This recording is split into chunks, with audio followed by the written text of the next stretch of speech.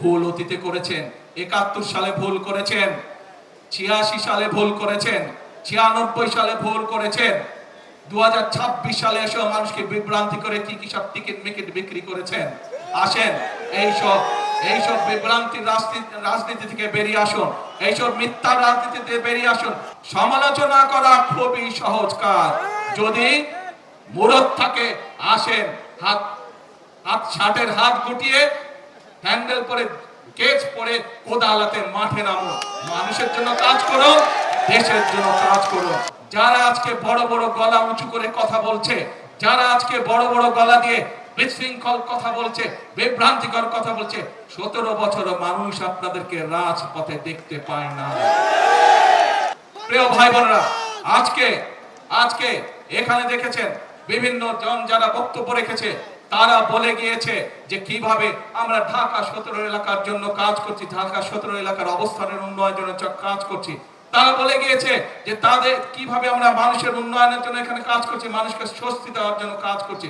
এই যে আপনাদের পাশে এই গুলশান লেক আছে, বনের লেক আছে, এই লেক যদি পরিষ্কার করতে হয়, এই লেক পরিষ্কার করতে ৬ মাস সময় লাগবে না?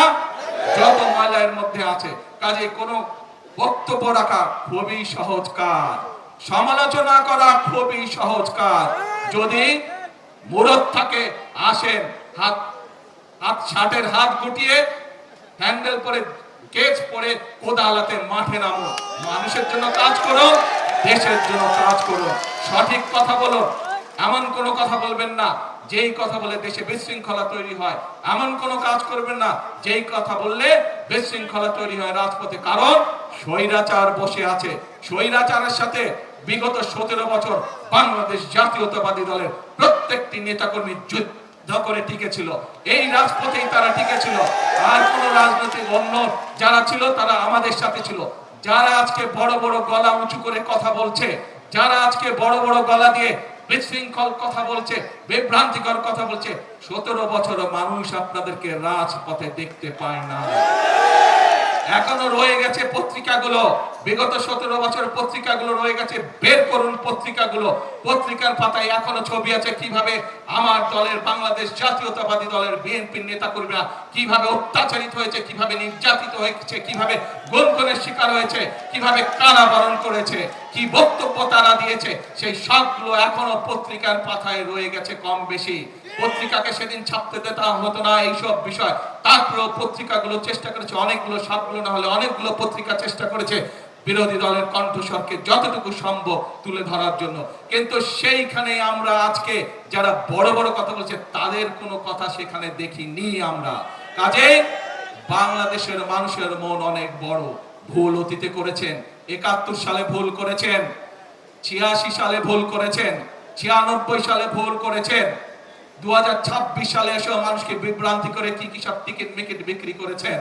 আসেন এইসব বিভ্রান্তির রাজনীতি থেকে বেরিয়ে আসুন, এইসব মিথ্যা রাজনীতি থেকে বেরিয়ে আসুন, এইসব উস্কানি দেওয়ার রাজনীতি থেকে বেরিয়ে আসুন।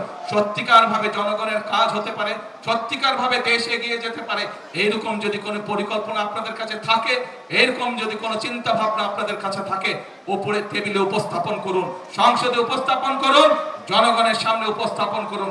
সেই পরিকল্পনা যদি ভালো হয়, সেই পরিকল্পনা যদি বাস্তবসম্মত হয়, সেই পরিকল্পনা যদি দেশ এবং দেশের মানুষের উপকার করে, অবশ্যই আমরা সেই পরিকল্পনা অনুযায়ী কাজ করব ইনশাআল্লাহ। প্রিয় ভাই বোনেরা, বাংলাদেশের মানুষ দেখতে চায় তাদের ভাগ্যের পরিবর্তন। বাংলাদেশের মানুষ দেখতে চায় যে তাদের এই প্রিয় মাতৃভূমি ধীরে ধীরে এগিয়ে যাচ্ছে পৃথিবীর বুকে। সেই জন্য যদি এগিয়ে যেতে হয়, বাংলাদেশের মানুষের ভাগ্যের পরিবর্তন করতে হয়, তাহলে এই যে ২০ কোটি মানুষ, ২০ কোটি মানুষের যে ৪০ কোটি হাত, সেই হাতকে কর্মীর হাতে রূপান্তরিত করতে হবে, সেই হাতকে শ্রমিকের হাতে রূপান্তরিত করতে হবে। প্রিয় ভাই বোনেরা, আজ আমি কে পেলাম সেটি বড় কথা নয়, আমি এই দেশ এবং এই দেশের মানুষের জন্য কি দিতে পারলাম সেটি হচ্ছে বড় কথা। আমি এই দেশ এবং দেশের মানুষের জন্য কি করতে পারলাম সেটাই হচ্ছে আজকে বড় কথা। আসুন এই কথাটিকে মনে ধারণ করে, এই কথাটির উপরে শপথ গ্রহণ করে, এই কথার উপরে প্রতিজ্ঞা করে আজকে আমরা দেশনেত্রী বেগম খালেদা জিয়ার জন্য আল্লাহর দরবারে হাত তুলে দোয়া করি। যে পথ, দেশ গঠনের যে পথ আমাদেরকে শহীদ জিয়া দেখিয়ে গিয়েছেন, যে পথে আমাদেরকে দেশনেত্রী খালেদা জিয়া নিয়ে গিয়েছেন যখন দেশ পরিচালনার দায়িত্ব ছিলেন, আমরা সেই পথে বাংলাদেশের জনগণকে ধাবিত করতে চাই, আমরা সেই পথে বাংলাদেশকে এগিয়ে নিয়ে যেতে চাই। এই হোক আজকে দেশনেত্রী বেগম খালেদা জিয়ার ৮২তম জন্মদিনের শপথ, এই হোক আজকের এই দিনে আমাদের প্রতিজ্ঞা। এই প্রতিজ্ঞা রেখে এই শপথের প্রত্যাশা করে আমার বক্তব্য শেষ করছি। আল্লাহ হাফেজ। বাংলাদেশ জিন্দাবাদ, বাংলাদেশ জাতীয়তাবাদী দল জিন্দাবাদ।